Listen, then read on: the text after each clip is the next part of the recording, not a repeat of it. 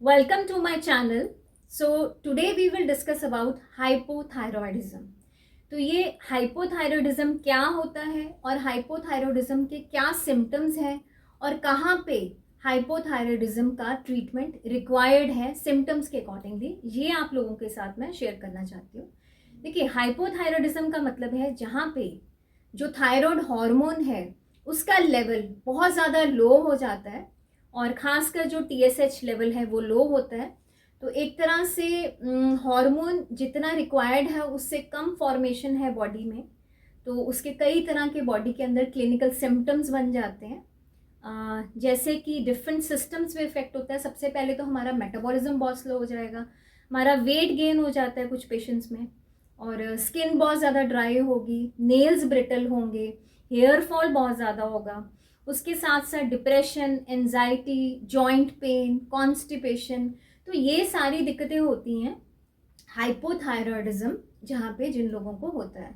और खासकर सबसे बड़ी जो चीज़ है जॉइंट पेन, क्योंकि इनडायरेक्टली मस्कुलोस्केलेटल पेन्स को, जॉइंट पेन को और ओबेसिटी को इनडायरेक्टली हम कोरिलेट करते हैं थायराइड के साथ। तो कहाँ पे ये जो हाइपोथायरॉयडिज्म की प्रॉब्लम है वो कॉमन होती है और कहाँ पे ट्रीटमेंट रिक्वायर्ड है। देखिए, कुछ लैब्स में इसका जो TSH का लेवल है वो नॉर्मल रेंज तक होता है, बट कुछ नॉर्मल रेंज 4 तक, बट 4 के ऊपर जैसे 5 तक भी कुछ लैब्स कंसिडर करती हैं। बट कई बार इसका लेवल थोड़ा सा हाई चला जाता है, 7 तक भी चला जाता है, 10 तक भी हो जाता है। पर वहाँ पे कुछ पेशेंट्स में हम देखते हैं कि जो क्लिनिकल सिम्टम्स हैं वो कोई भी क्लिनिकल सिम्टम प्रोड्यूस नहीं होते हैं और उनका लाइफस्टाइल भी नॉर्मल होता है, उनमें कोई ओबेसिटी भी नहीं है, फीमेल्स में मेंस्ट्रुअल साइकिल भी नॉर्मल है, और सिर्फ TSH थोड़ा रेस्ट होने से हम ये नहीं कह सकते कि वहाँ पे इन लोगों को मेडिसिन शुरू करनी है या कोई भी स्पेसिफिक ट्रीटमेंट रिक्वायर्ड है। पर 2 लोगों में जहाँ पे एक तरह से जो क्लिनिकल सिम्टम्स प्रोड्यूस होते हैं, नंबर 1 क्लिनिकल सिम्टम्स कहाँ प्रोड्यूस होते हैं?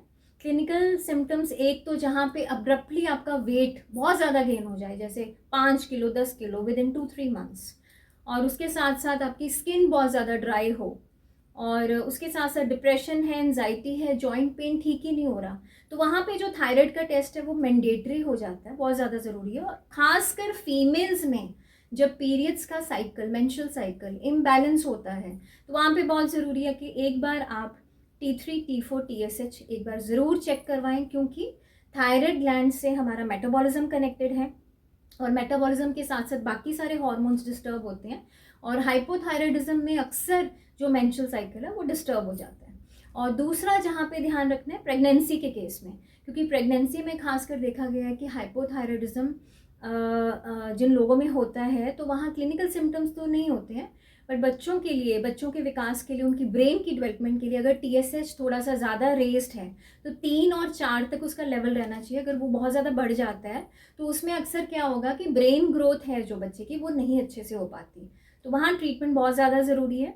तो कुछ फीमेल्स में प्रेगनेंसी के दौरान थायराइड कॉमन है, बहुत कॉमन है, ट्रीटमेंट मस्ट है उसका। उसके साथ साथ कई बार TPI एंटीबॉडीज़ बनती हैं हमारी बॉडी के अंदर, तो वहाँ पे ज़रूरी है, क्योंकि वो एंटीबॉडीज़ एक तरह से थायराइड ग्लैंड को वर्क करने से, काम करने से, हार्मोन बनने से मना करती हैं और उसका लेवल थोड़ा सा फिर लो हो जाता है, तो वहाँ पे भी ट्रीटमेंट पार्ट ज़रूरी है। और उसके साथ साथ ये बहुत ज़्यादा इंपॉर्टेंट है उन लोगों में जहाँ पे क्लिनिकल सिम्टम्स हैं। तो कौन से क्लिनिकल सिम्टम्स मैंने आपको बताए हैं? ओबेसिटी है, वेट गेन है, उसके साथ साथ ड्राई स्किन है, ब्रिटल नेल्स हैं, हेयर जो है फॉल बहुत ज़्यादा है, जॉइंट पेन बहुत ज़्यादा है, डिप्रेशन है, एंजाइटी है, मेंस्ट्रुअल साइकिल डिस्टर्ब है। तो इन सारे सिम्टम्स का ध्यान रखना है आपने। Thank you.